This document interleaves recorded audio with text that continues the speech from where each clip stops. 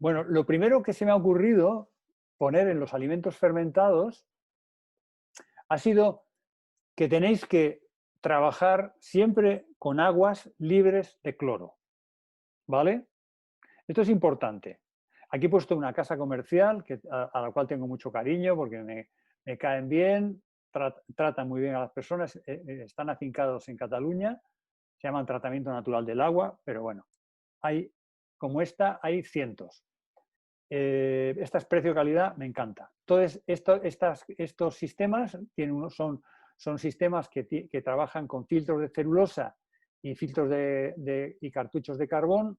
Ahora los últimos, en vez de venir así, aquí arriba tienen otro. Bueno, hay de todo tipo o el antiguo, perdón, lo tenía aquí arriba, ahora lo tiene aquí abajo, con lo cual interesa que los filtros de carbono sean grandes, como en este caso. Es un modelo de la Brita, pero la Brita tiene tan poco carbono que casi cada mes hay que estar cambiando el filtro y esto no es operativo. No puedes estar tirando filtros a la basura.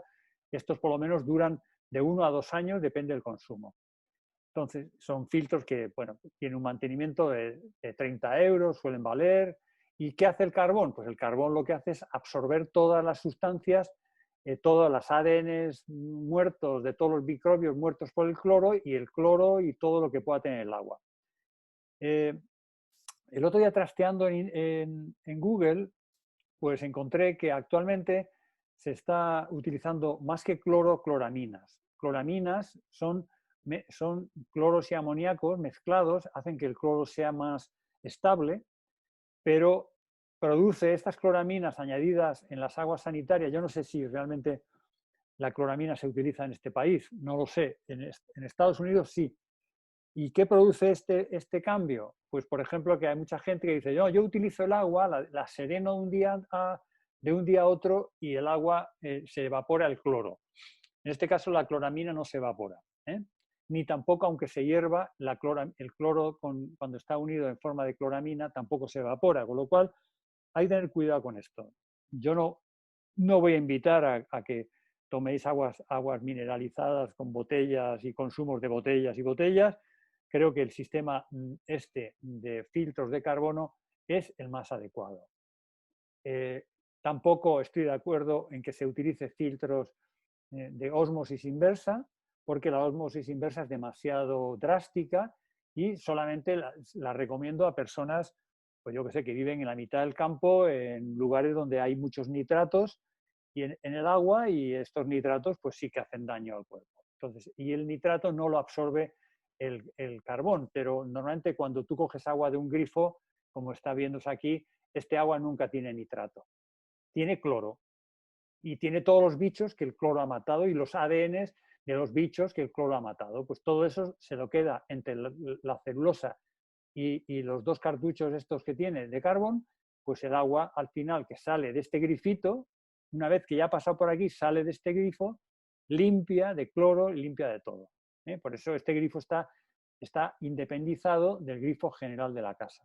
Entonces creo que es un sistema que, pues bueno, pues 100 y pico euros, lo que sea, pues 200, pues bueno, es lo que hay, pues uno tiene acceso a un agua sin cloro. Esto es importante, es un detalle, y normalmente en este país tenemos muy buenas aguas, y te cuento en Asturias o en País Vasco, pero bueno, Barcelona, pues porque tiene tanta población, a veces las aguas del mar entran y la verdad es que cuando bebes agua del grifo en Barcelona, pues te impacta. En Madrid, por ejemplo, el agua es mucho mejor que en Barcelona, etcétera, etcétera. Eso va en función del lugar donde cada uno viva, y el impacto humano o de la agricultura que exista en esas zonas. Bien, se entiende como probiótico, es una información que dio Lucía en el último, en su trabajo. Como probiótico no se entiende un alimento. Un alimento no puede ser probiótico. El chucrut no es un probiótico. El probiótico es los bichitos que lleva el chucrut, ¿vale? Los lactobacillus que lleva el yogur. Eso es una terminología, al final. Esto se ha implantado, se evita hablar de los alimentos como probióticos. Un prebiótico son las fibras solubles, eso sí lo tenemos claro, y es un alimento. Un alimento sí es un prebiótico, pero un probiótico son probio, es vida, es bichitos. Lactobacillus, levaduras, aspergillus, lo que tú quieras, bacillus nato, lo que tú quieras, pero eso es un probiótico. De manera que muchas veces tú obtienes un fermentado y luego lo pasteurizas, con lo cual no tiene el bichito ni lo tiene. Tiene la matriz alimentaria. Digamos, el bichito ha comido un sustrato, un alimento que tú le has dado y aunque no tenga el bichito vivo porque se ha pasteurizado, el chucrut que se pasteuriza, ¿vale? Pero bueno, tiene el masticado que ha hecho ese bichito durante 2 meses, un mes o 3 días. Depende del fermento. No sé si me he explicado. Lo voy a repetir. O sea, tú cuando tomas un fermentado puede que tenga o no tenga probiótico. Probióticos son los bichitos. Si tú tomas un miso y el miso está pasteurizado, no tiene bichitos. Y ya está, no pasa nada. ¿Por eso es malo? No. Los bichitos, en este caso las bacterias o los que han vivido durante mucho tiempo en ese sustrato de soja o de lo que sea, del producto que sea, ha hecho que los efectos beneficiosos de los fermentados pueden deberse al conjunto de la matriz alimentaria, o sea, a lo que han producido esa fermentación, pero a veces no está presente el propio bichito que ha hecho esa. O sea, que allí dividimos por eso en dos. También hay una palabra que se confunde mucho porque estamos siempre hablando de chucrut, de picles, de encurtidos, y el idioma castellano pues tiene sus palabras. Encurtido es todo lo que se conserva por acidez. Yo puedo coger un producto, yo puedo coger un pepinillo, le añado vinagre y lo estoy encurtiendo. Pero no tiene por qué haber fermentación. O sea, un encurtido puede tener fermentación o puede no tener fermentación. ¿Ves? Otro matiz que hay que tenerlo claro a la hora de estudiar todos estos fermentos que vamos a hacer ahora. El uso del vinagre y la pasteurización, a partir después de la Segunda Guerra Mundial, se empezó a utilizar mucho el vinagre y se empezó a pasteurizar todo y se empezó a meter en botes y en latas, etcétera, etcétera. Pues todo esto lo que hizo fue desplazar el hábito de consumir fermentos. Hasta a principios del siglo XX se consumían muchos fermentos. Y si alguien se iba emigrando a Estados Unidos, se llevaba la tinaja de chucrut de su abuela para allí seguir haciendo chucrut. O se llevaba la masa madre del pan, o se llevaba el fermento starter de no sé qué. Había mucha costumbre de llevarse los fermentos con los viajes, etcétera, etcétera. Pero todo esto se fue abandonando en el momento porque normalmente los fermentos servían para muchas cosas. Ahora estamos viendo que los fermentos nutren el intestino, dan salud al intestino, facilitan la diversidad biológica de mi intestino, o sea, me están dando, no solamente el fermento es una manera de conservar los alimentos. Está claro que si yo tengo una col o una berza y la dejo encima de la mesa medio mes, vuelvo al medio mes y ¿cómo está? Totalmente blanca, con mohos, podrida, perdida. Si la paso por los PIC, la hago chucrut, resulta que la puedo tener medio año hasta un año sin que se pierda. Luego está claro que los fermentados eran una metodología para conservar alimentos. Pero en el momento que entra la pasteurización, la gente empieza a abandonar el fermentado. Grave error, grave error. Porque se une eso con la higiene, con la pasteurización, con la esterilización de todo, la poca presencia de contacto con los bichitos, a veces ya la pérdida de lactancia materna, o sea, vamos, lo que nos está pasando actualmente, esta desnaturalización que tenemos. Y aquí lo mismo, Lucía hace una comparativa muy graciosa entre lo que consideramos alimentos fermentados de calidad, chucrut, yogur, kéfir de agua, kéfir de leche, encurtidos fermentados, porque hay encurtidos que no están fermentados. Yo puedo echarle agua y hacer que se fermente, aunque tengan agua. O kombucha, etcétera, etcétera. o puede ser cerveza, o sea que aquí hay muchos más, que aquí hay alcoholes que yo a veces no los pongo, pero que son fermentados con distintas fermentaciones, pero son fermentados. O el rollito este del yogulino y el no sé qué y todo este tipo de yogures. Yo tengo el caso de nuestra mascota, que le das un yogur de fermentación, digamos, ecológico, un yogur ecológico, ya sean de Aldi, Lidl o cualquiera de las producciones locales de yogur, etcétera, etcétera, que se huele a vaca, que son yogures de calidad y se lo come. Le das un yogur de estos, de los que vienen con mucho dibujito y mucho cosita para los niños, que se ve que no son fermentados naturales y no le gusta al niño en este caso al perro. Bien. Por lo tanto, esto es lo que puse antes.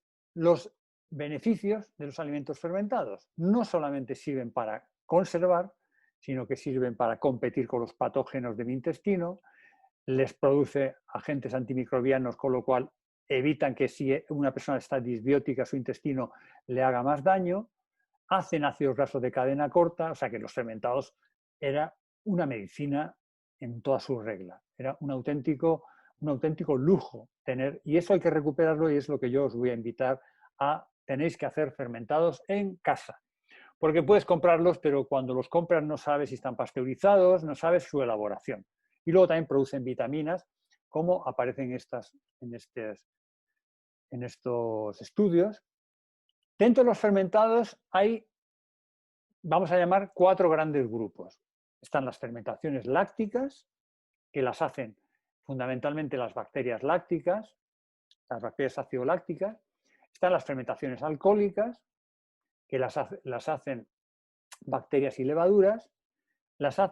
Está la fermentación acética, que las hacen las bacterias acéticas cuando tienen oxígeno. Acordaos del vino que se avinagra. ¿Cuándo se avinagra un vino? Cuando se abre. Cuando no tiene contacto con oxígeno, el vino se mantiene. Hombre, si el corcho está mal o no es bueno o no hace el sellado, ¿por qué se ponen las botellas tumbadas? Para que el corcho esté en contacto con la humedad y esté hinchado el corcho y esté cerrada la botella. Cerrada para que no entre oxígeno. En el momento que entra oxígeno, que es este con que yo he puesto, que se vuelve aerobio, empieza a que haya bacterias que cogen y de ese ácido, de esa sustancia, de ese alcohol, derivan, de esos ácidos de alcohol, derivan ácido acético y se avinagran. Se avinagran en este caso. ¿Cuál es la materia prima? Pues todos los alcoholes, vino, sidra, ¿y qué obtienen? Los vinagres de vino, de manzana, de vinagre de arroz. La kombucha tiene parte de... La kombucha se hace al exterior, no se tapa, no se cierra, no se sella, y se están haciendo las 2 fermentaciones, alcohólica, las 3 prácticamente. La fermentación acética, la alcohólica, la láctica, todo. Todo el mundo está viviendo ahí. Y luego el ejemplo que he puesto antes de los quesos, que es una segunda fermentación, que yo tengo un queso y a ese queso le inyecto una serie de hongos, penicillium, y estos hongos los hongos siempre tienen colores, verdes, rojos, azules, los hongos son así, de escandalosos. Las levaduras son blanquitas, son finitas, blanquitas, es como diferente. Hay hongos blancos también, Véase el Helicobacter pylori, perdón, el Helicobacter pylori, la cándida, pues se llama cándida, albicans, de albi, de blanco. Pero estas son las fermentaciones. Normalmente las fermentaciones, ya he dicho que el mundo, en las bacterias antes de empezar a utilizar el oxígeno, todas vivían sin oxígeno, que es lo que la célula cancerosa, he dicho antes, hace en tu cuerpo. Cuando no le llega oxígeno a una célula porque hay una acidez alrededor, porque vive insanamente o lo que sea, o funciona algo mal, y no le llega oxígeno, la célula se empieza a crear esa fermentación, esa capacidad de adaptación de la célula a la falta de oxígeno. O la célula muere, como le pasa a las neuronas, que no les llega oxígeno y mueren, o mutan a células tumorales. Esto es una parte de la historia, hay muchas más. Coger las cosas con cariño. Por lo tanto, siempre existe un trabajo en equipo. Siempre. Siempre están trabajando las BAL con las levaduras. Estas dos Las levaduras, el Saccharomyces cerevisiae y las bacterias acidolácticas, estas son nuestras amigas.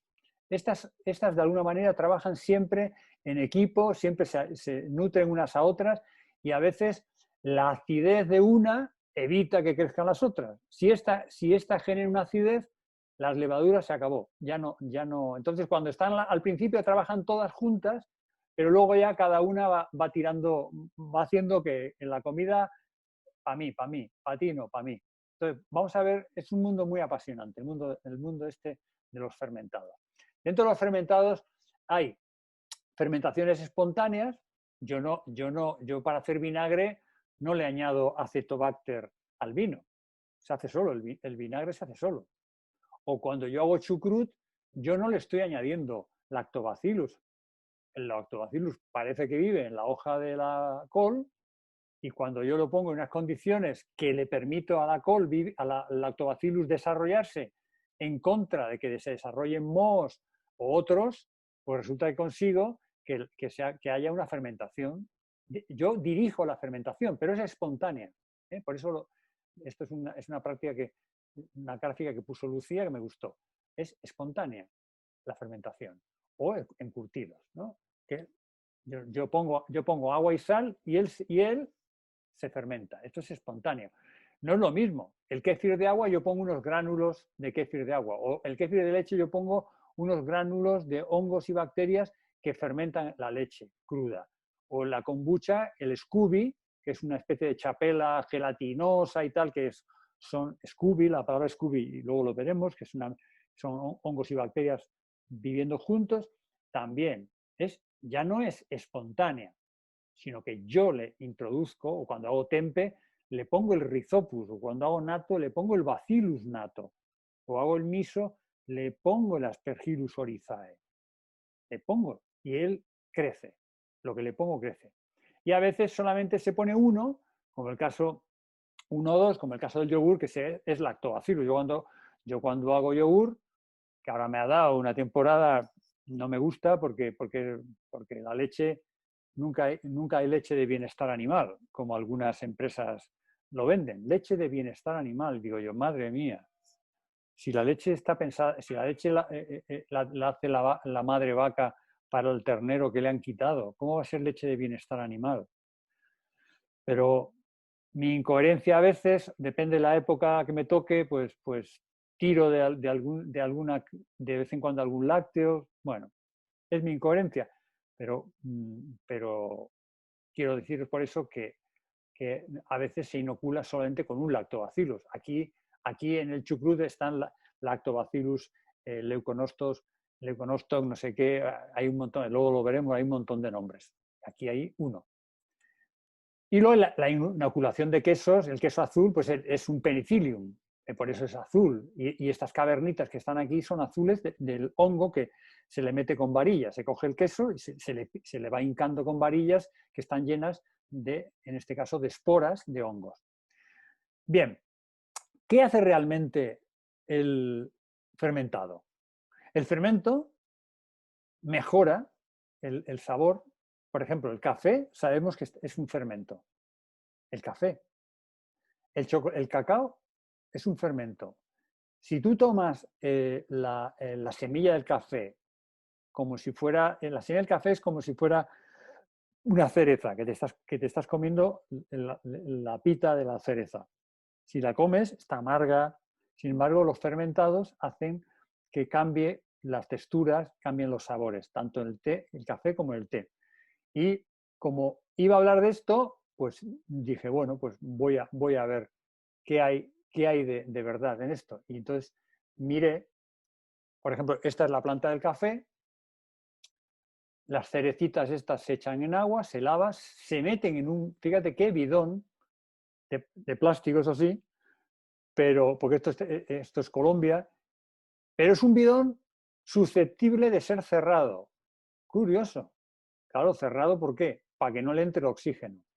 Si este café tiene azúcares, tiene taninos, tiene amargor, tiene de todo. En este caso, en lo que rodea la pita. El café realmente, lo que está aquí encima El café es el hueso, pero lo que rodea la pita sí tiene un cierto dulzor, tiene otros sabores que yo no he tomado nunca una pita de café en la boca, pero además se recolectan las rojas, que son las maduras, ¿eh? Las verdes me imagino que sabrán a rayos. Entonces, este dulzor que tiene aquí es el que se va a fermentar. ¿Y veis qué sistema de fermentación más casero? Bidón, espontáneo totalmente. Nadie le está echando, este colombiano no le está echando aquí lactobacillus, sino que lo que hace es pone esto con los granos de café, le deja que todos los gases que estén formándose dentro salgan a esta botella tiene agua y el aire no entra. Al no tener oxígeno hay una fermentación anaerobia, espontánea. Como no es a largo tiempo, no necesito utilizar la sal. ¿Por qué el chucrut? El chucrut se podría hacer con un bidón de estos. En vez de café, metes col picada, zanahorias, metes nabo picado si quieres y le echas un saborizante, lo sellas, claro, lo tienes que sellar. Por eso tiene este sistema de cerrado con esta tapa y a veces le sellan aquí con sistemas que no le entre aire.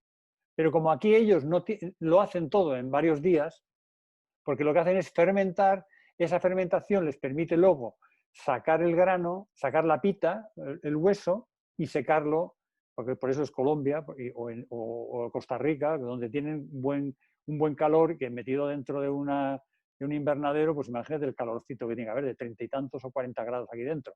Entonces secan luego los granos y la fermentación es la que le dan los diferentes buqués afrutados, que a veces parecen los catadores de café, pues saben, huele a tal, huele a cual, huele a papaya, huele a manzana, o sea, y eso lo hace el fermentado. ¿Veis? Un fermentado, por eso, he considerado que mejora las características organolépticas, en este caso, del café. ¿Qué le pasa al cacao? Lo mismo. Planta de cacao, fruto del cacao, digamos el melón del cacao. Dentro del melón, las semillas están rodeadas de esta baba, de esta especie de borra blanca, que es dulzona. Dulzona, taninos, también lo mismo, mucha mezcla, pero hay dulce. Si no hay dulce, no viven las bacterias, de momento. Por eso cuando se hace kéfir de agua o kombucha, pues hay que echarle al té, hay que echarle azúcar, o hay que echarle un dulce, un monosacárido hay que echarle, si no hay monosacárido no vive la bacteria. Y es así. Entonces, en este caso, el dulzor está aquí. Entonces, se hace un presecado, que se ve aquí, las semillas, se fermenta, ¿veis cómo va cambiando? El fermento lo que hace es destruir el germen, porque si no, este germen crecería. Se desarrollaría, que para lo que está pensada esta semilla. Esta semilla está pensada para hacer una planta. Entonces, se muere el germen, se transforma un poquito, como veis aquí, este endospermo, ya se empieza a secar y luego se vuelve a secar, que ya da este aspecto de cacao. Ya me imagino aquí el polvo de cacao, ¿veis? Cacao que es amargo y que tiene un aroma diferente, de este a este hay un aroma diferente. ¿Quién le ha dado el aroma diferente? El fermentado. Bien. Mayor conservación, está clarísimo, que por eso se utilizaban los fermentados, y reducción de componentes antinutritivos. Cuando, por ejemplo, hay citas bibliográficas, la cicuta, que es un venenazo, cuando está fermentada no es tóxica. Resulta que el bichito se come las sustancias venenosas de la cicuta. O cuando antiguamente nuestros antepasados, nuestros bisabuelos, comían bellotas, de que había mucho, sobre todo en la zona norte, la bellota fermentada no es tan astringente, tan amarga, los taninos están transformados. Le pasa un poco como le pasa al cacao. Entonces la bellota fermentada no sienta mal, no es tan tóxica. ¿Por qué? Y luego también todos los fermentados disminuyen los nitratos, los fitatos. O sea que los fermentados predigieren los alimentos. le reducen los componentes antinutritivos. No es lo mismo tomar la soja, que como legumbre tiene un punto de antidigestivo, que tomar un fermento de soja como el miso, el tamari, el tempe, el natto, el amazake, ¿vale? No es lo mismo. ¿Por qué? Porque la fermentación lo que ha hecho es, ha destruido esas sustancias que sientan mal a la tripa. A ver lo que tengo aquí. Bueno, sí, estos son un poco los alimentos. Los alimentos fermentados son más seguros que los crudos. Sí, a veces lo pongo porque se me olvida, ¿ves? Por ejemplo, California, que es un estado que tiene unas leyes como Europa muy, muy, muy interesantes, muy respetuosas y muy avanzadas, son legales los quesos con leche cruda. La leche cruda ya sabéis que no está permitida su consumo. Bueno, pues cuando un queso tiene 60 días de fermentación, es legal en California. En Europa no. Creo que igual no estoy actualizado, pero en California sí. Entonces, ¿qué quiere decir? Que la fermentación garantiza que un alimento que esté fermentado garantiza que no sea tóxico. La fermentación quita la toxicidad de muchos alimentos. Pero en el fondo vamos a hablar ahora de todos estos alimentos, ¿vale? Chucrut, kéfir de agua, yogur, kéfir de leche, kombucha, encurtidos, miso, cerveza, o sea, fermentaciones alcohólicas, café. Ayer estuve mirando cómo se hacía un salchichón, que para un vegano o un semi o yo que sé cómo llamarme, un flexi vegano, era curioso cómo se hace el salchichón, me encantó. Porque es curioso cuando ves cómo se fermentan las cosas, porque te pueden decir, se hace la masa, se tiene un día y se pone y se cuelga en los secaderos. Pero cuando se ve desde un punto de vista microbiológico es distinto.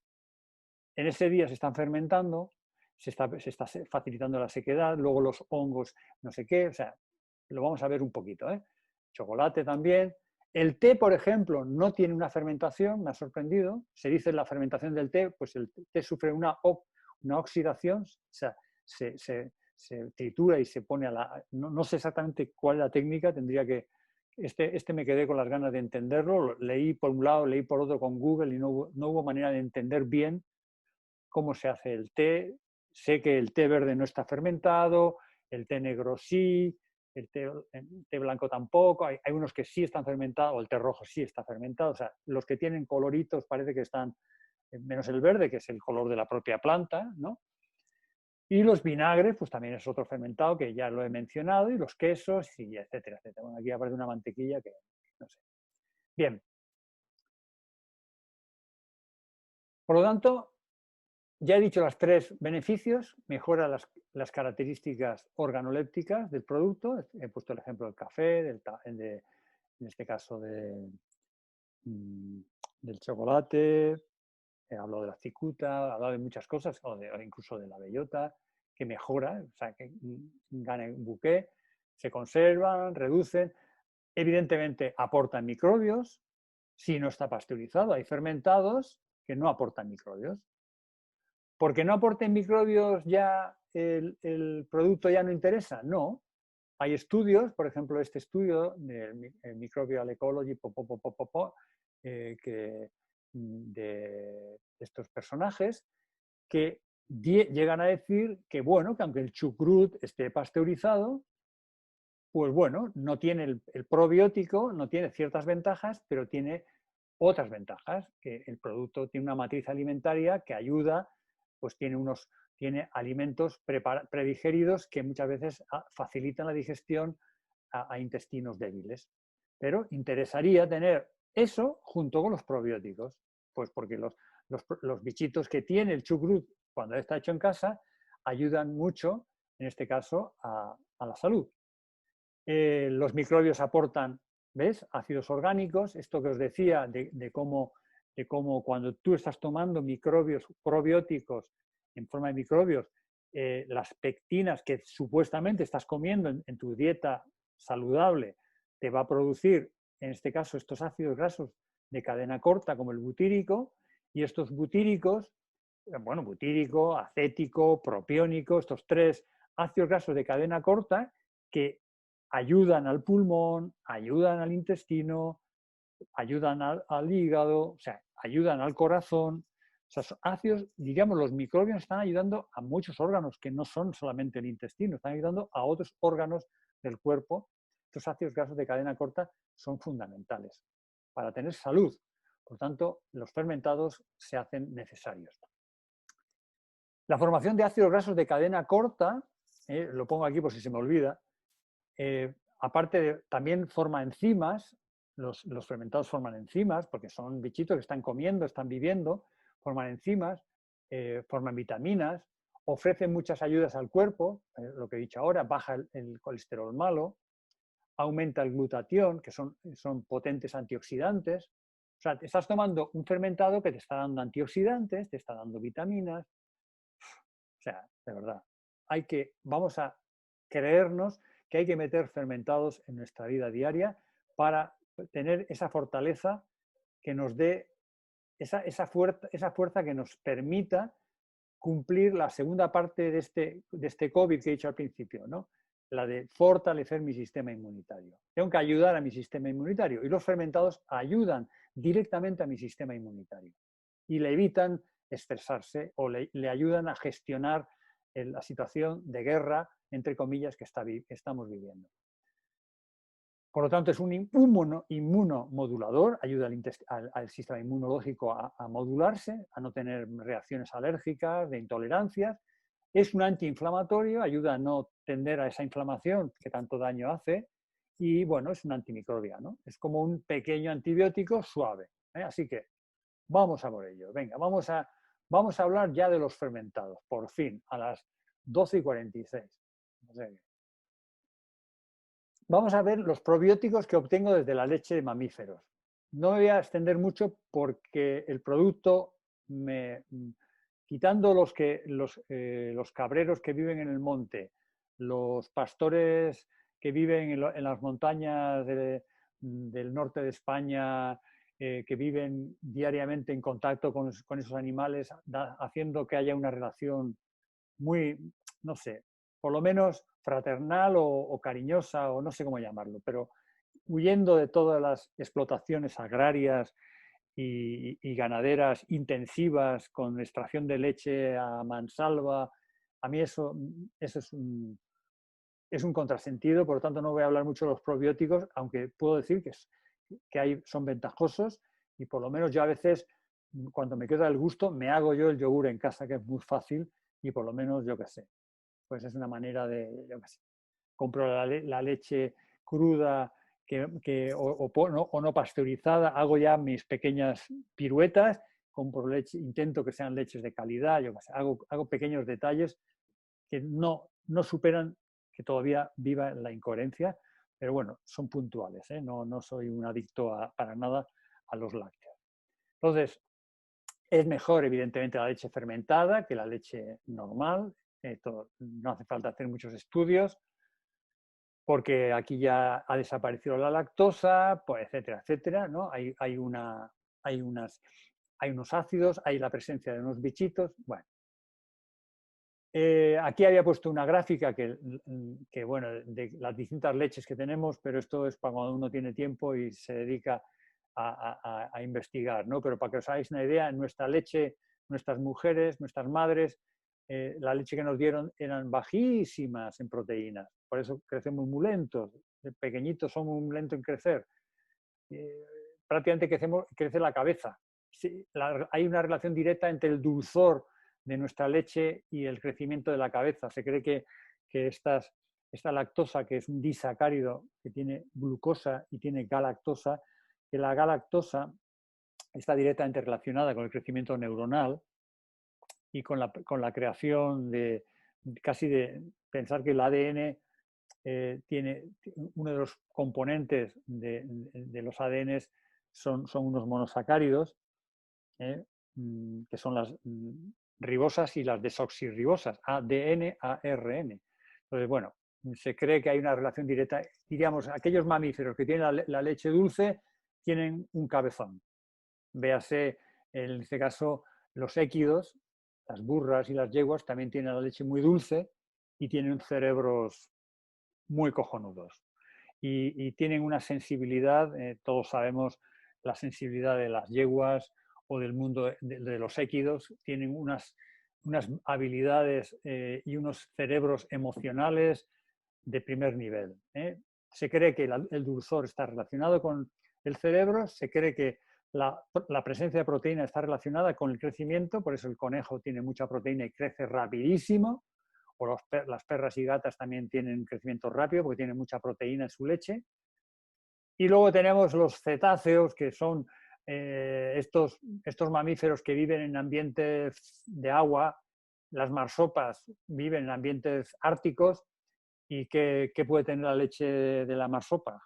Pues mucha proteína para que el bebé crezca rápido y no dejemos de chorradas y que si no se me muere ahí en el frío, y le estoy dando grasa a mogollón. Grasa, grasa, grasa, grasa, grasa. En la leche se le da mucha grasa. Nosotros tenemos un 4%, pues imagínate, una marsopa le está dando a su niña o a su niño 45% de grasa, le está dando un queso, más que la leche le está dando un queso. ¿Para qué? Para que la grasa le permita soportar el frío. La ballena, como tiene unas aletas y tiene una capacidad de desplazarse muy grande, emigra cuando va a parir. Qué buenas son las madres, Dios mío, qué maravilla. Estas madres ballenas emigran para que la criatura nazca en las aguas templadas de los océanos atlánticos, a la altura de, yo qué sé, pues de las Azores, o entre Azores y el Caribe.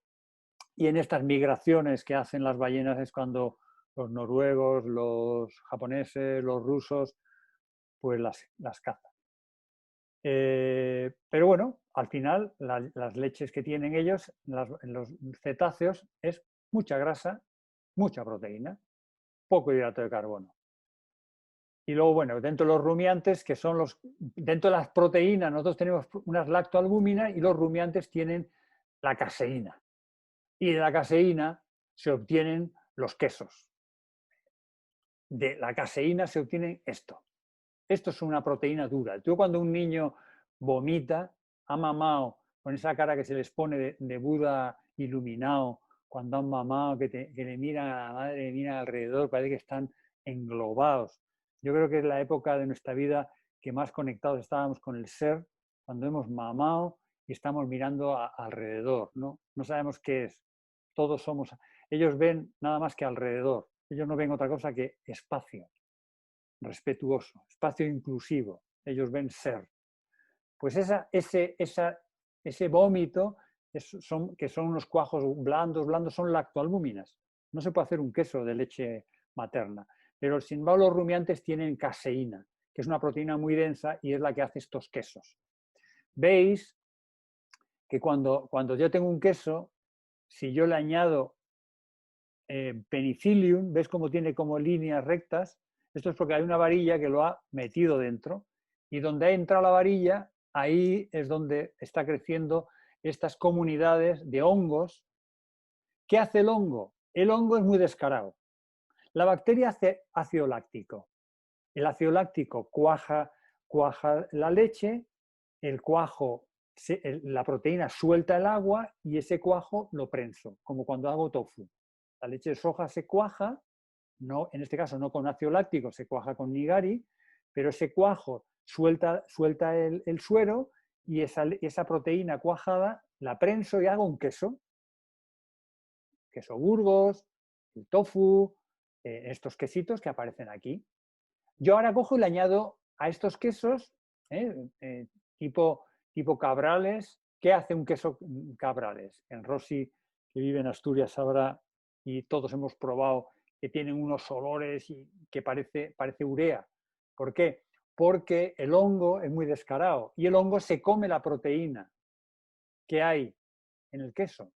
Y al comerse la proteína echa derivados amoniacales, y por eso huele como una mezcla de urea, porque la proteína la va destruyendo. Y por eso un camembert es blando por dentro, porque la dureza de la proteína, que puede tener un idiazábal, un queso manchego, etcétera, etcétera, desaparece porque se lo está comiendo el hongo. ¿Ves? Estos blancos que hay alrededor de los camembert son hongos, y esta proteína la destruye y se queda blando el queso. Por eso se untan, por eso los quesos azules, con el paso del tiempo, la maduración, se van quedando cada vez más blandos, tipo Camembert, ¿ves? Es un mundo. Esto es un... Por eso no puedo demonizarlos, esto porque me da pena la relación que hay actual y la explotación intensiva que hay ahora mismo con la ganadería. Pero antes el ganado era parte de la comunidad, era parte del caserío, era parte del cortijo.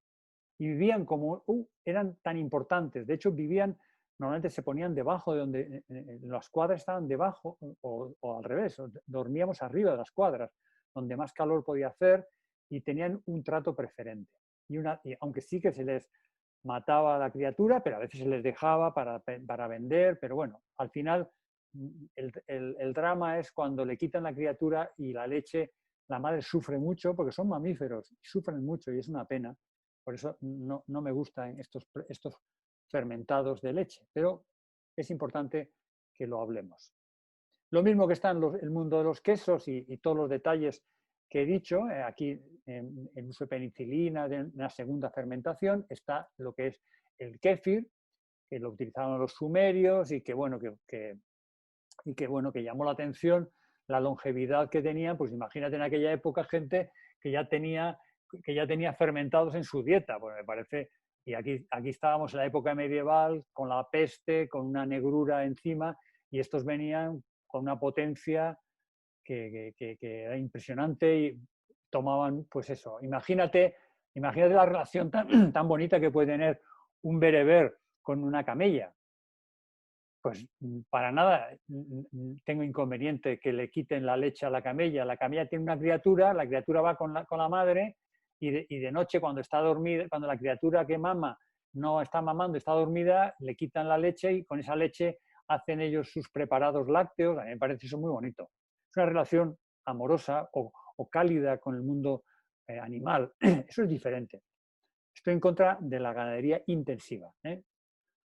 Y ni te digo la barata o lo que se está ya viendo.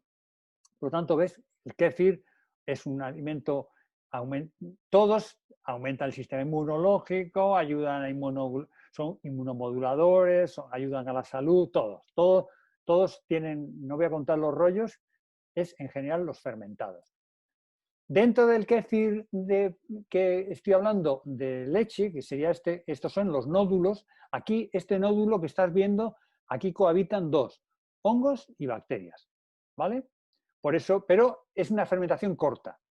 Tú dejas un kéfir durante una semana o dos y aparece allí una cosa totalmente fuertísima de sabor, o sea, tiene que ser corta, la fermentación es corta, porque no hay protección. No está dirigida como el chucrut, que tú lo tapas, que le pones sal, ¿sabes? Que lo llevas por donde tú quieres. No, aquí es a la intemperie. Le pones el hongo y ya está. Lo mismo que haces con hongo de leche, lo haces con el kéfir de agua. Pero, claro, le tienes que añadir aquí, pues, algo, dulzor. Entonces, normalmente se pone agua con miel, agua con azúcar. Siempre tiene que haber, y estos nódulos que vuelven a ser, ¿ves cómo está la intemperie? Estos nódulos de hongos y bacterias fermentan esta glucosa. ¿Y qué producen? Producen derivados alcohólicos y derivados lácticos. Por eso el kéfir de agua tiene esa mezcla entre acidez y alcohol. Sin más. Le pones el limón, le pones los saborizantes que quieras. Pero en el fondo aquí lo que estás haciendo es que esta glucosa que has añadido se fermente. Yo he visto esto hacerlo con algunas leches vegetales, pero tienen que ser leches vegetales fraudulentas, diríamos. Allí te venden leche de arroz.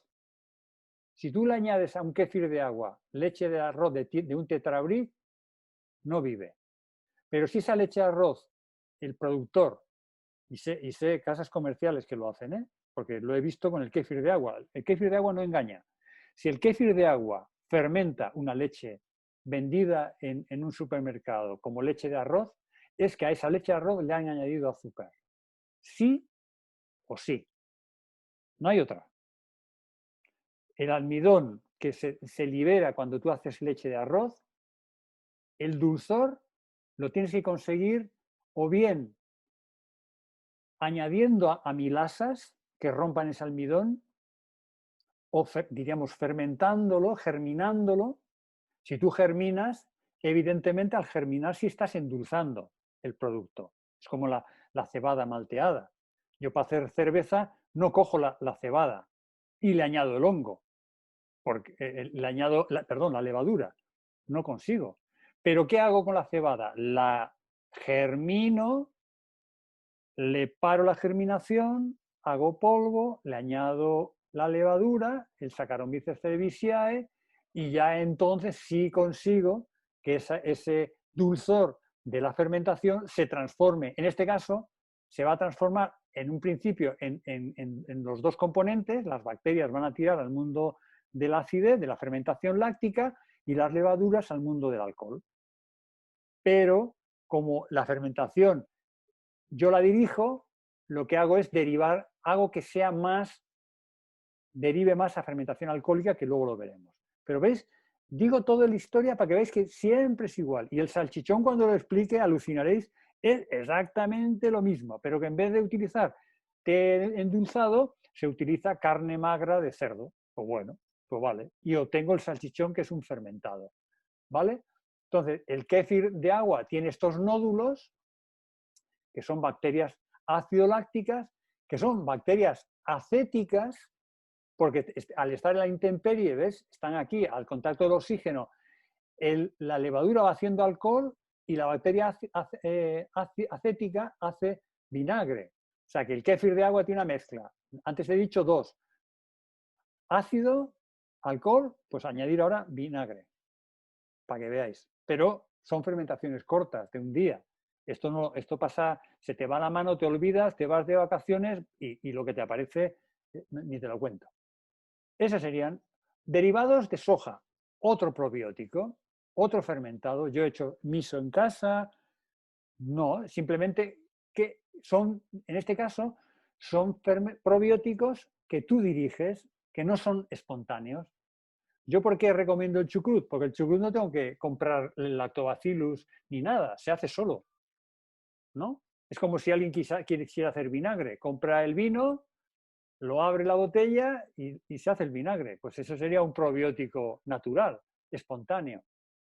En este caso, la soja no. La soja tiene, toda la soja trabaja con la semilla de soja, que es la glicina híspida, que es la soja blanca o soja amarilla. Olvidaros de las hojas verdes, soja roja, los azuki, estos no son sojas. Es una manera de hablar, de decir soja, soja todo lo que viene de Oriente le llamo soja.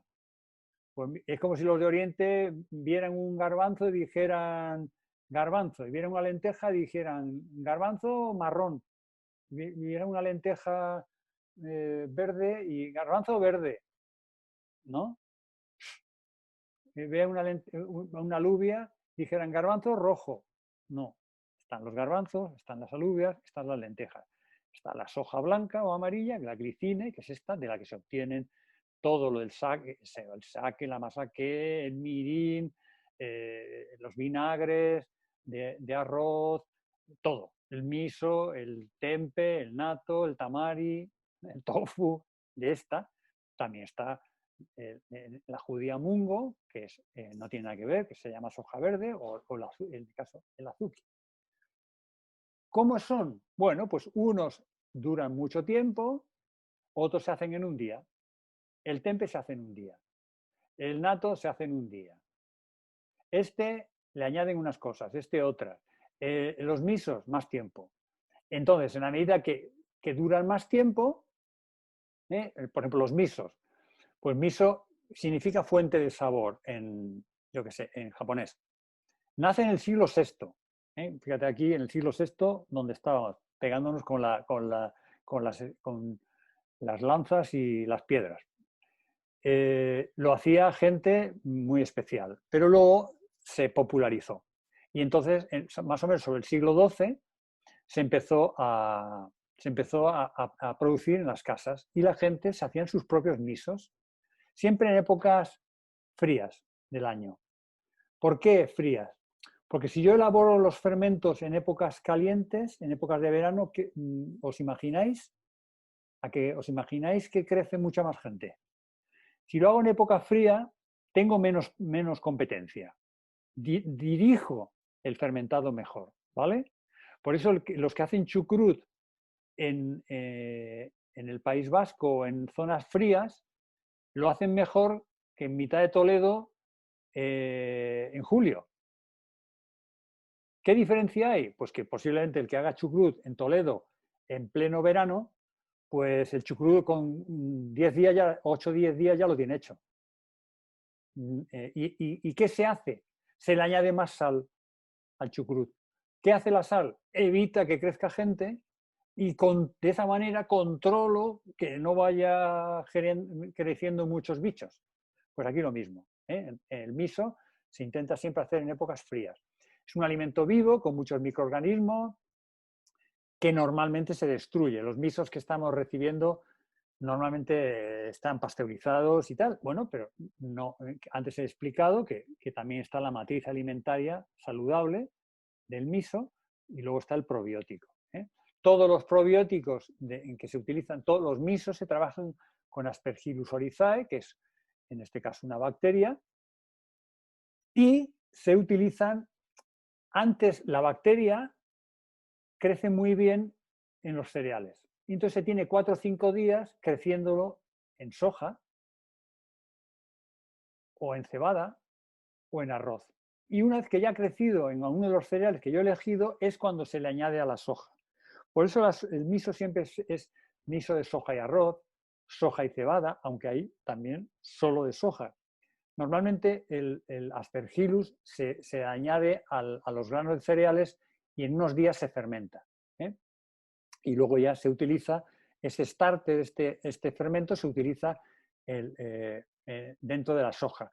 ¿Cómo se utiliza? Pues como siempre se hace, el que sabe hacer un yogur sabe hacer todos los fermentados posibles.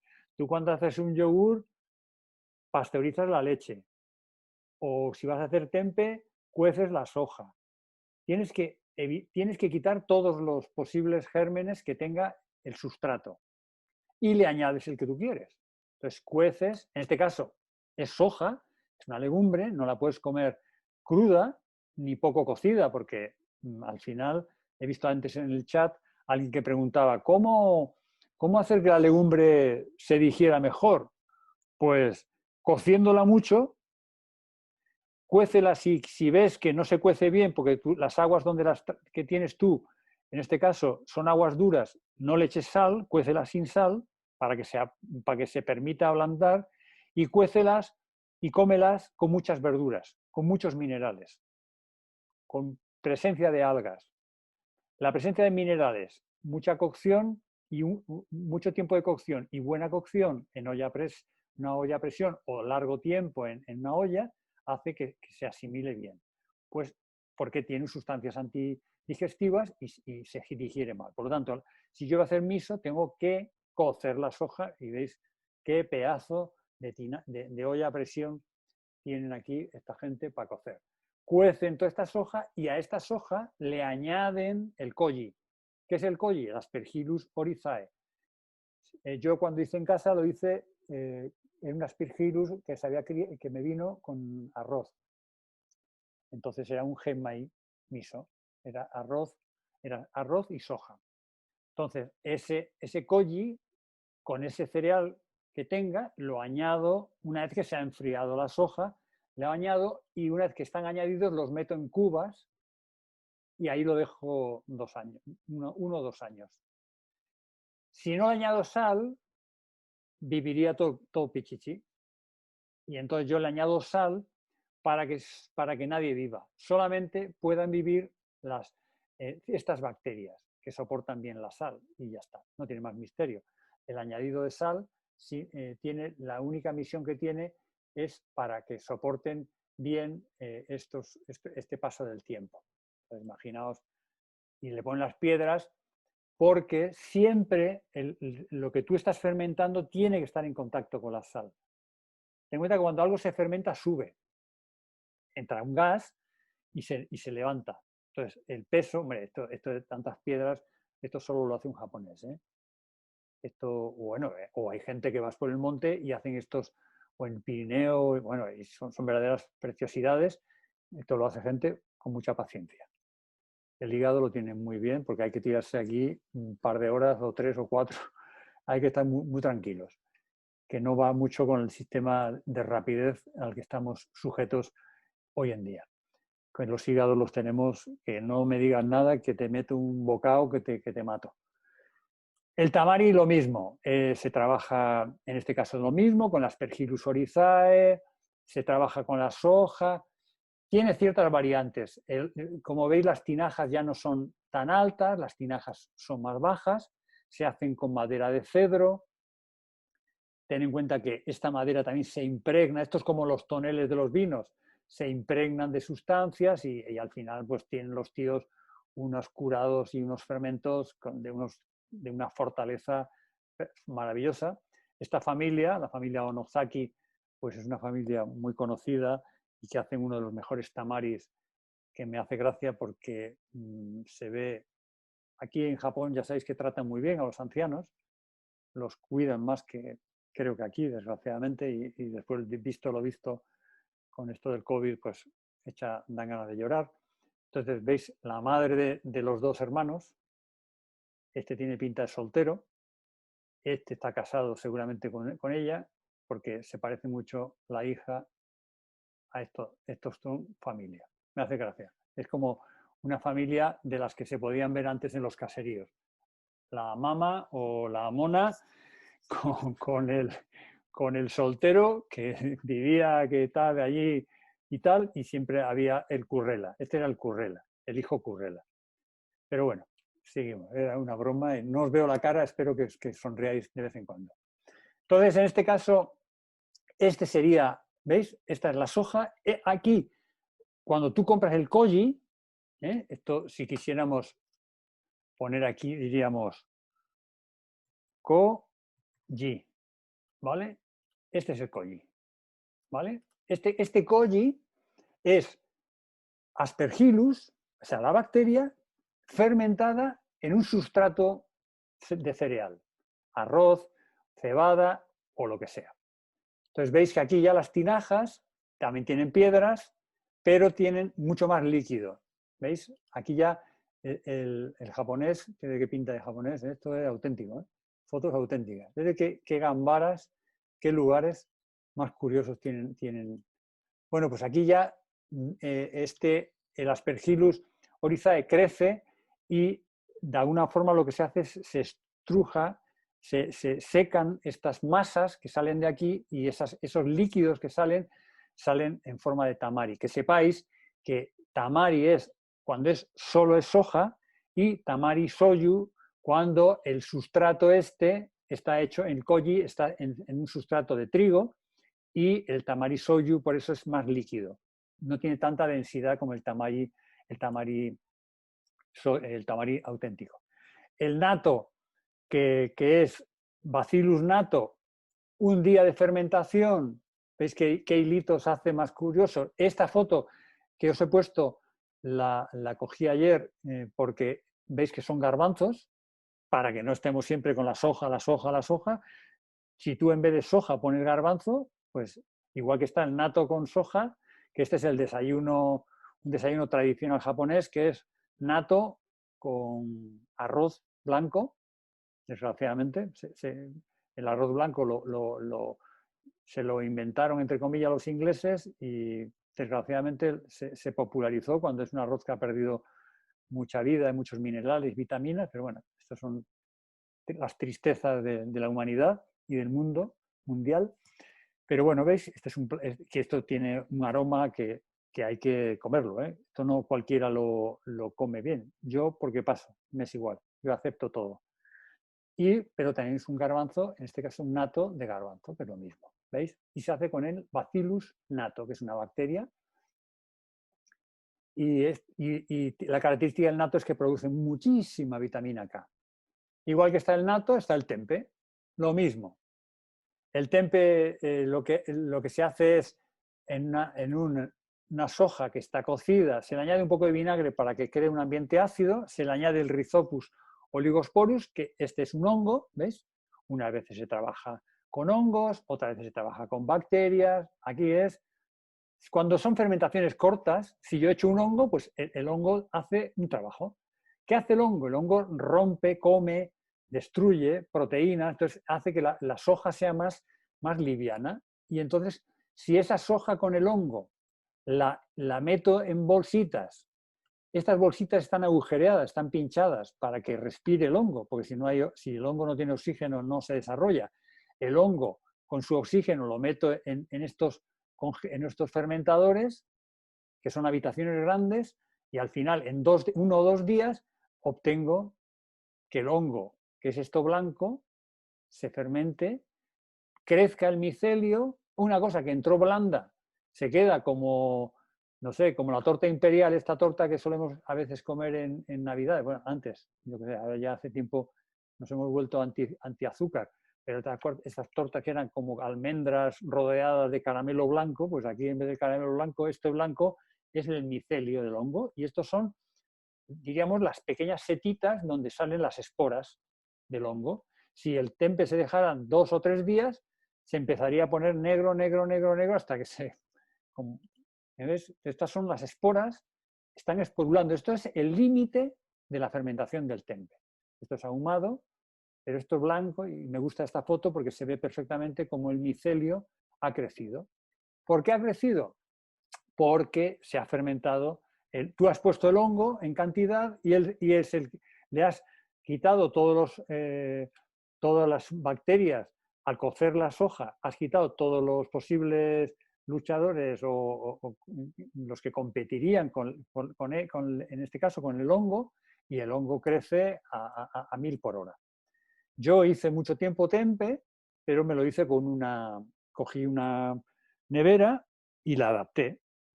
Pero ¿qué problema tiene cuando lo haces en lugares pequeños? Que como el hongo crece, es muy voraz y come muchas proteínas y come de todo, el hongo es muy voraz, genera mucho calor. Y entonces, si lo estás haciendo en una habitación pequeñita, ese calor, ves como aquí habla de la fermentación de 30 a 35 grados. Si no hubiera un ventilador que sacara el calor de la nevera, se quemaría, se achicharraría el hongo. Entonces, la habilidad cuando se hacen sitios pequeños, cuando se hacen habitaciones así, es muy fácil. Es crear un calor y ya está. Y como no vas a calentar toda la habitación se mantiene entre 30 y 35, y en una semana, de hecho, Suaicho, que es la empresa que hoy está haciendo Nato, y Nato, de las pocas empresas que en España hacen Nato, y Tempe hacen otras, pero Nato es de las pocas, lo hacen en habitaciones grandes. Cuando lo haces en una pequeña neverita, como hice yo, tenía que estar sacando calor y había que regular con termostatos, que en el momento que subiera de 30 y 32 grados, el ventilador sacara, y había que hacer virguerías. Era muy complicado hacer tempe, estuve durante un tiempo y me quedé con el tofu y el seitán y de la marca Suaicho, que es lo que hice hasta el año 2002. Eso me encantó y lo disfruté mucho.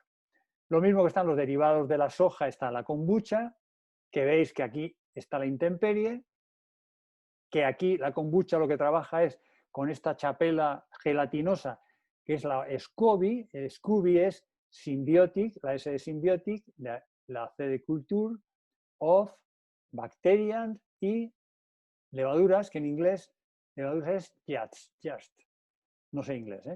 Entonces, SCOBY es una mezcla de levaduras y bacterias. Siempre la levadura es la Saccharomyces cerevisiae, es nuestra mayor amiga de los frailes bávaros, porque fueron capaces de ofrecerles la cerveza, y amiga de los panaderos y amiga de la humanidad. Quedaros con el nombre, Saccharomyces cerevisiae. Y dentro de las bacterias, pues todas las bacterias lácticas, Lactobacillus, Bifidobacterias, Leuconostoc, etc. ¿Vale? Pues esos, el SCOBY lo tiene todo junto. Metes en un té, en la base de té, por darle sabor, podría ser agua, como el kéfir de agua, pero ¿qué? Es un té con dulce, con los sabores. Aquí esto es un mundo. Tú puedes hacer los kombuchas, conozco gente que hace verdaderas maravillas. Y bueno, pues esto. Y puedes obtener este tipo de fermentos, ¿eh? No me extiendo con la kombucha porque tampoco la he practicado mucho y no tengo muchas habilidades. Pero que sepáis que se vende. De hecho, aquí he puesto John. En el País Vasco hay un tipo que vende, con este móvil, vende, te manda el Scooby este, te lo manda a casa. O sea, bueno, como pongo esto, yo ni le conozco a John, o sea que quiero simplemente echaros una mano y ayudaros si alguien quisiera hacer kombucha, pero yo todo mi esfuerzo va en que hagáis chucrut.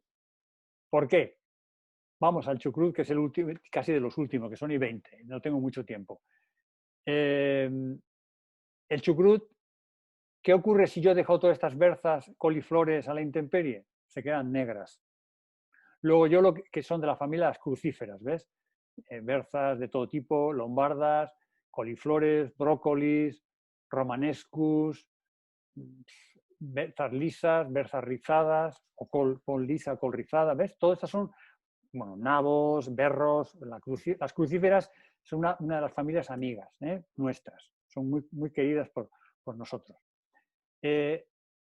Yo no puedo dejar que esto a la intemperie, entonces lo que hago es, le creo unas condiciones para que empiece a vivir un bichito. ¿Qué hago?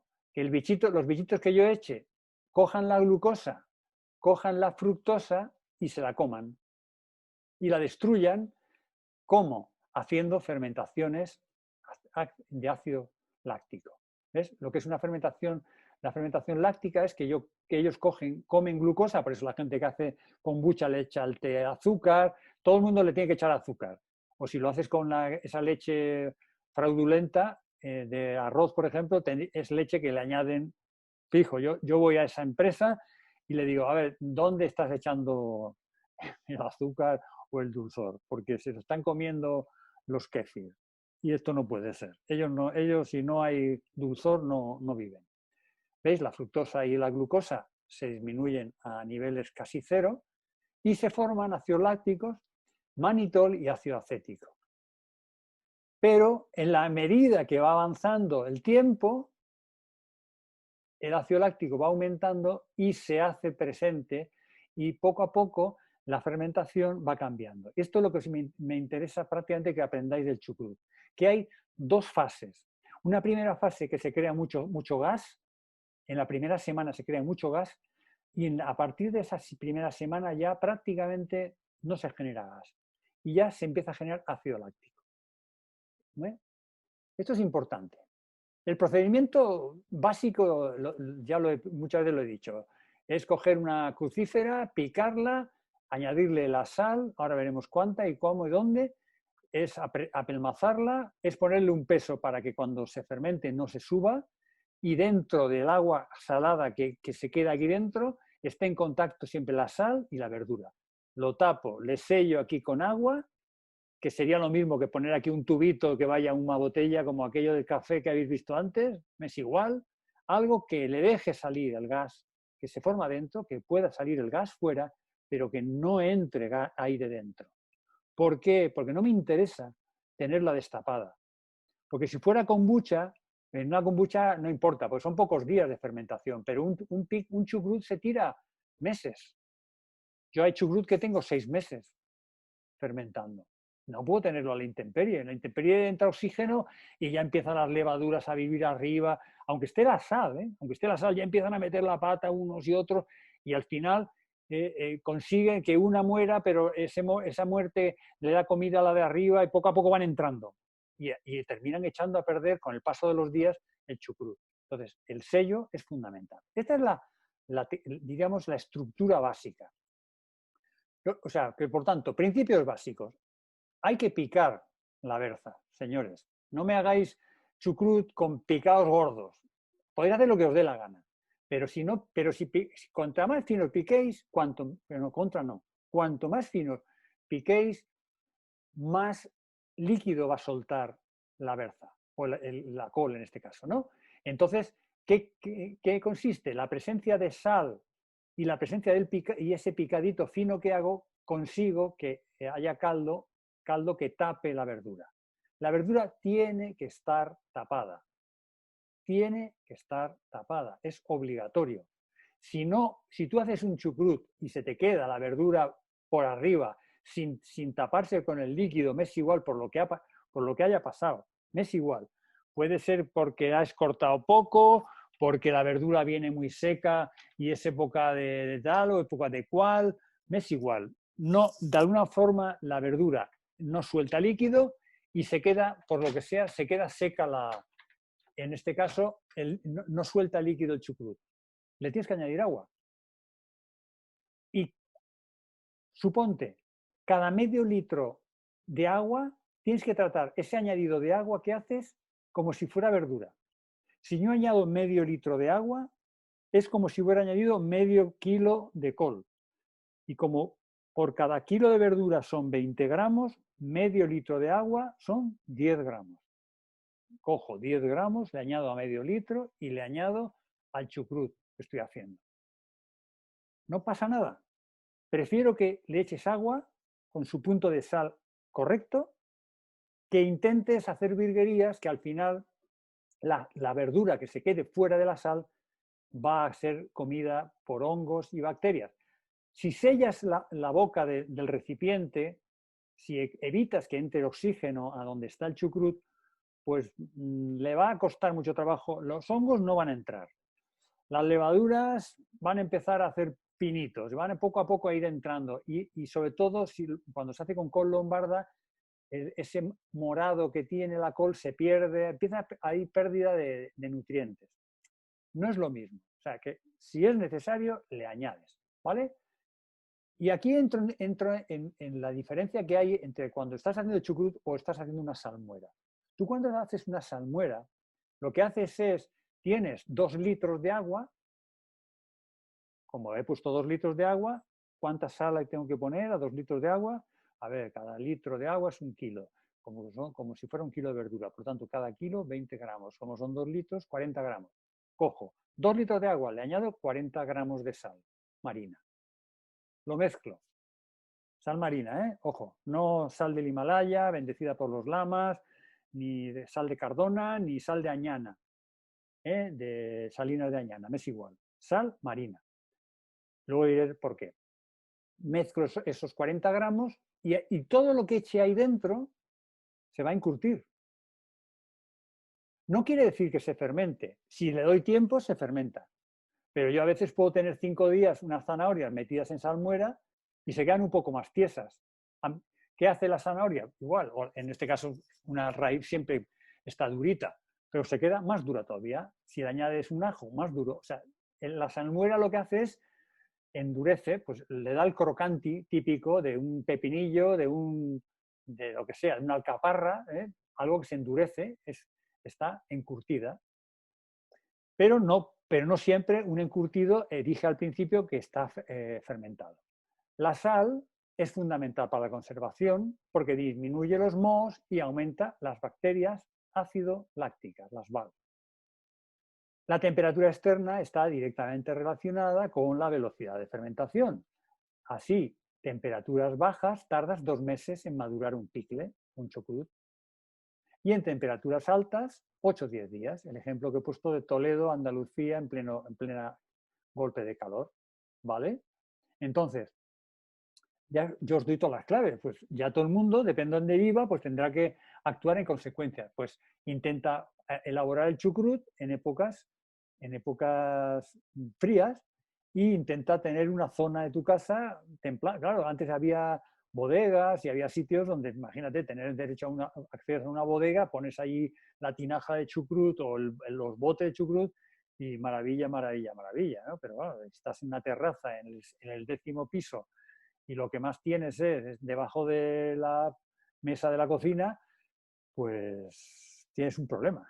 Y entonces, ¿yo cómo solucionaría ese problema? Bueno, pues tomando picres y chucrut que no sean muy largas, de no mucha larga duración. He dicho la primera semana actúan los leuconosto, que producen mucho CO2 y por eso se forma mucho gas, y ácido láctico y a veces esos sabores diferentes que he dicho hasta vinagre, un poco avinagrados, de vinagre, y una vez que van creciendo los lactobacillus, estos ya producen ácido láctico y ya el ácido láctico es como, igual que la vagina tiene ácido láctico para protegerse de los hongos, pues en este caso el chucrut, el lactobacillus y el ácido protege de hongos y bacterias y la verdura no se echa a perder. Sobre el tema de la sal, que ya he dado todas las explicaciones, hablo de 20 gramos de sal marina. Si alguien tiene sal del Himalaya, yo no sé de quién le diga de comprar sal marina, pero como la sal del Himalaya tiene más concentración de sal, es la diferencia importante entre las sales refinadas y las sales marinas, es que las sales refinadas, el 100% de su peso es cloruro sódico. Por lo tanto, 100 gramos de sal marina equivalen a 80 gramos de sal refinada. La misma cantidad de cloruro sódico tiene 100 gramos de sal marina que tienen 80 gramos de sal refinada. Si te estoy hablando de 20 gramos, que es lo que utilizo para hacer el chucrut, ¿cuántos gramos necesito de sal refinada? 20 por 8, 1600 menos 2 ceros, 16. Con 16 gramos de sal refinada hago los chucrut con sal de Himalaya, sal de Cardona o sal de Añana o sal de monte. Vamos, os lo doy todo. No voy a hablar de los grados salinos porque es un rollo. Aquí tenéis una gráfica de todas las proporciones que se utilizan cuando se utilizan fermentos en este caso el chucrut sería de 15 a 20 gramos por kilo, en este caso por kilo o por litro, ¿entiendes? Por eso aquí pone el método de salmuera, 5% de peso en agua. Dice, el peso del agua equivale a 1 kilo. Por cada kilo, cada litro de agua es como 1 kilo de verdura, pues tú actúa en consecuencia. Los cereales es lo mismo que si estuvieras trabajando con berzas. Los misos tienen, como veis, una mayor proporción de sal, ya no es el 2%, es el 13%, estamos hablando de 6 veces más en los de larga duración. En la medida que los misos son de corta duración, disminuye la sal. No me entretengo mucho porque esto ya el que quiera hacer tiene que documentarse con lo que yo he dicho aquí, no se va a poner a hacer miso nadie. Y la carne lo mismo. Cuando tú curas un jamón, pues utilizas unas cantidades de sal importantes para poder encurtir, que no siempre tú puedes hacer un salami, tú puedes encurtir una serie de productos y no fermentar. Un salchichón, he dicho antes que sí estaba fermentado. Para que os quedéis con las imágenes, esto es la levadura. ¿Veis? ¿Qué cosa más bonita? Estas son las levaduras. Esto es el Saccharomyces cerevisiae, nuestro querido amigo. Y estos son los hongos. Estos son los hongos. A que dan mal rollo. Mal rollo, entre comillas, ¿no? Esos son bichitos que viven. Pero a que nadie se le ocurre comerse esta fresa. ¿Por qué? Porque los hongos producen micotoxinas. Y hay micotoxinas como las aflatoxinas que se desarrollan. El hongo cuando hay humedad se desarrolla. La gente que tiene mucha humedad, suda mucho, es tendente a tener hongos en su piel. El hongo y la humedad o las plantas de la huerta que tienen mucha agua. Les llega el hongo rápido. Hongo y humedad van juntos. ¿Por qué se meten los quesos de cabrales en cuevas llenas de humedad? Para que crezca ese hongo que yo le he metido a ese queso de vaca o de queso de cabra o queso de oveja, ¿no? Para que se hagan quesos de cabrales o lo que sea, ¿vale? El hongo crece con la humedad. Esta mermelada con este hongo, posiblemente yo con una cuchara le quito todo esto. ¿Por qué se quita más? Porque los hongos tienen raíces que van entrando dentro. Entonces, pero si yo quito un puñado, el hongo no llega hasta abajo del tarro este de mermelada.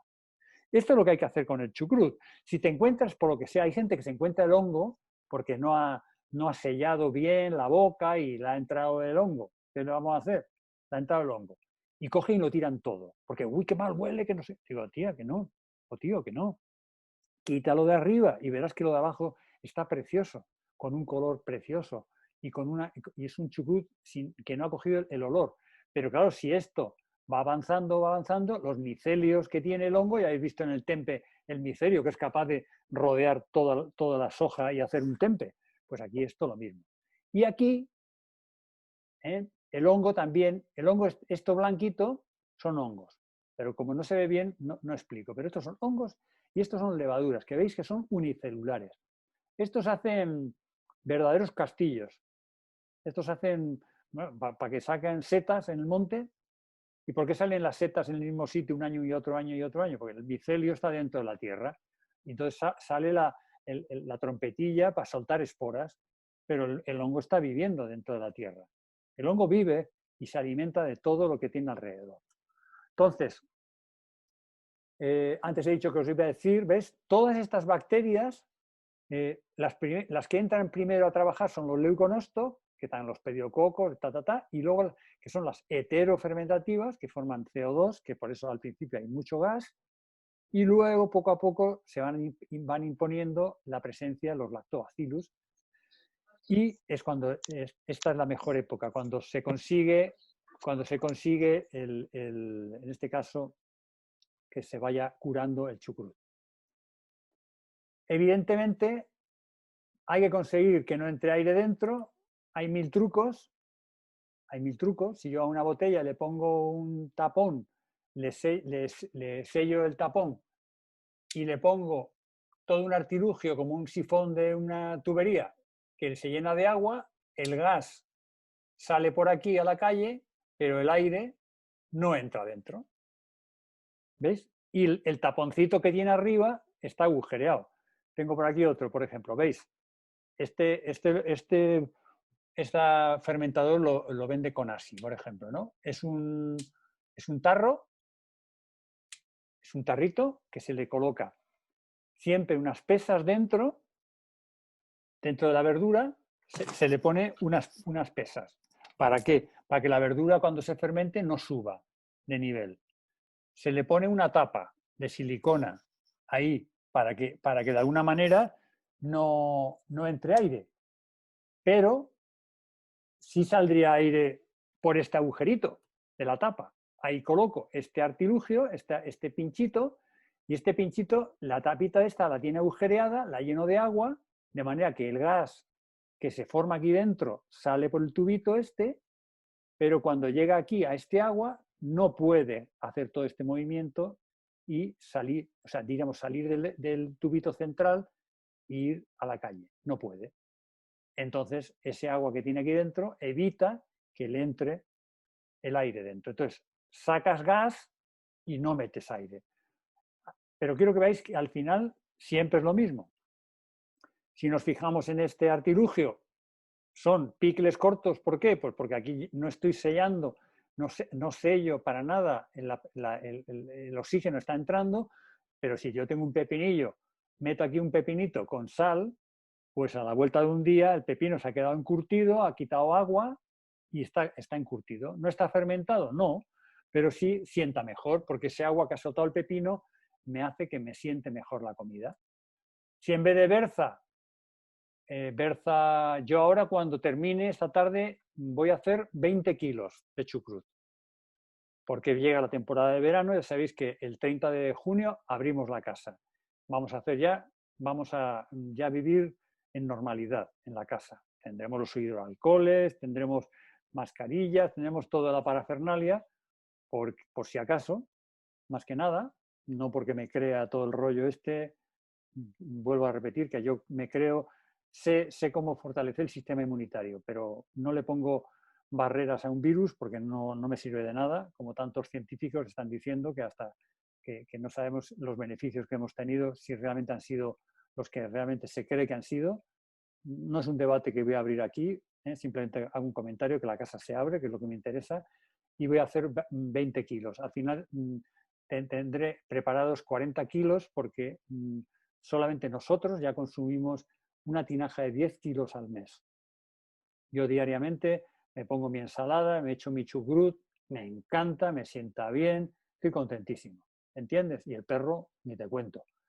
Así que cuando vengan personas siempre luego daré opción a esa ensalada y daré opción a que el plato encima sea bonito, porque cuando hay una ensalada cromática en un plato blanco de arroz con lentejas marrones y metes naranjas verdes y colores vivos vegetales semicrudos o crudos o cocinados, pues es un gusto comer eso.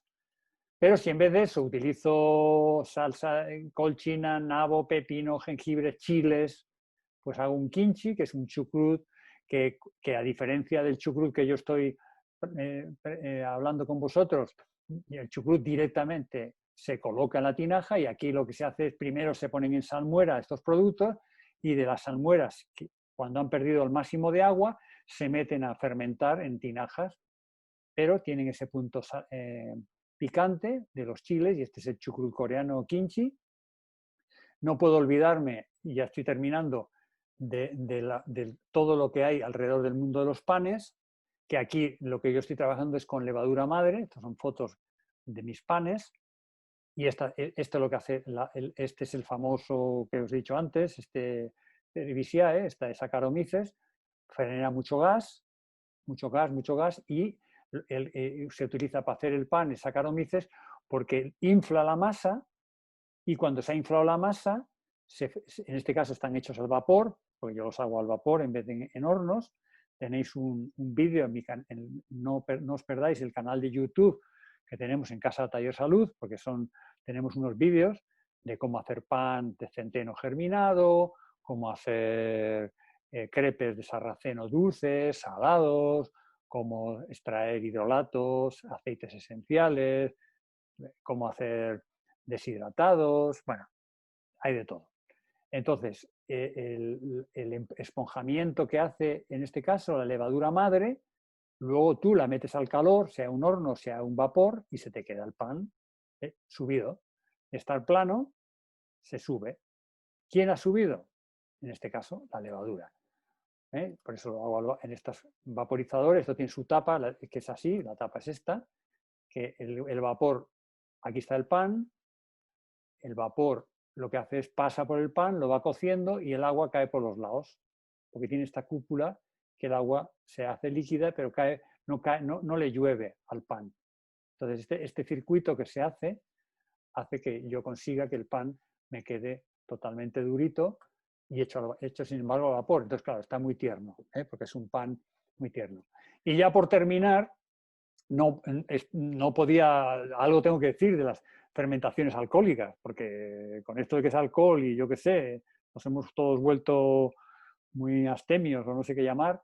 Entonces, simplemente contaros que siempre que estas fermentaciones se les añade levadura, o sea, no son, las fermentaciones alcohólicas están dirigidas o bien por tinajas que ya tienen sus propias levaduras, pero se le añade la levadura, pues como hago el pan con la harina, en este caso lo hago pues con el vino, como puede ser la manzana o como puede ser la uva para hacer sidra o para hacer vino, y en el caso del arroz para hacer sake o el caso de la cerveza con la cebada, obligadamente antes tengo que germinar, por eso se hace con cebada malteada. Tengo que maltear la cebada para que la levadura se coma el dulzor, ¿de acuerdo? Porque todas las germinados siempre son más dulces. De hecho, en el canal YouTube tenéis cómo hacer pan esenio. Es un pan que hago con centeno germinado. Y todos los germinados se endulzan. Si yo hago un pan que en vez de con harina de centeno, cojo el centeno en grano, no lo hago harina, lo hago en grano, lo germino, lo trituro después de ser gordito el germen y el germinado, que está dulzón, y hago un pan, pues me va a quedar un pan exquisito. Entonces, siempre tiene que haber la presencia de dulzor y le añades levadura en el caso para hacer el vino o la cerveza. Entonces, como hay presencia de oxígeno, evitando que la presencia de oxígeno avinagre el resultado. Todos conocéis que se conservan, de hecho, se conservan los líquidos de fermentación alcohólica, se conservan en botellas, porque lo que intentan evitar es el contacto con el oxígeno, porque estas bacterias, bueno, aquí pone bacterias, pero perdón, a ver, bacterias, en este caso Acetobacter. Y es la bacteria que hace que se avinagre el vino. Tengo que controlar esta bacteria y de vez en cuando se hacen movimientos, se trasiega. Todo esto es un arte que yo ahora no soy capaz de abarcar, pero esto es un arte y una sabiduría ancestral de cómo hacer vino. Esto es increíble. Entonces, la elaboración de la cerveza, sí me ha llamado la atención este detalle, para que veáis cómo es la vida. En la elaboración de la cerveza, en un principio se utilizaron otros aromatizantes como la milenrama, el mirto de Brabante, el té de pantano, pero en la Reforma Protestante se criticó mucho las prácticas hedonistas en comidas y bebidas de los católicos y se señalaban estas especies como embriagadoras y estimulantes, e introdujeron el amargo lúpulo tal y como se conoce hoy. O sea que el lúpulo amargo de la cerveza surgió en la mente de un protestante que dijo, no, esto es vivir demasiado lujuriosamente. Hay que vivir un poco más austeros. Y voy a meter algo que le dé amargor. Esa fue una de las razones por las que se empezó a introducir el lúpulo, que es lo que se considera hoy actualmente lo que es la birra, la famosa birra, la cerveza. Porque decía que el lúpulo adormecía y disminuía el deseo sexual, aunque lógicamente seguía teniendo alcohol. Así que tú me dirás, disminuye el deseo sexual, pero el alcohol hace chorradas. Y por terminar, última ya no hablo más, que si no me preguntáis, deciros que estos recipientes clásicos que se llaman damajuanas, que es donde se introducen todos estos productos alcohólicos, el hecho dice que cuenta la leyenda que se encontraba encaramado un indiecito guaraní, que en el siglo XIV la reina Juana I de Nápoles, en un día de tormenta, se refugió en una aldea en Francia. En su estancia visitó a un artesano del vidrio donde ella mostró gran interés por el sistema de soplado del vidrio. Se dice que soplando con gran fuerza consiguió crear una botella de 10 litros. Oh, madre mía, qué capacidad de soplado. Asombrado el vidriero, que bautizó dicha creación como Dame Jeanne, en castellano, Dama Juana. ¿Qué ventajas tiene? Pues eso, poco contacto del oxígeno con el vino que se está haciendo para que no se haga vinagre.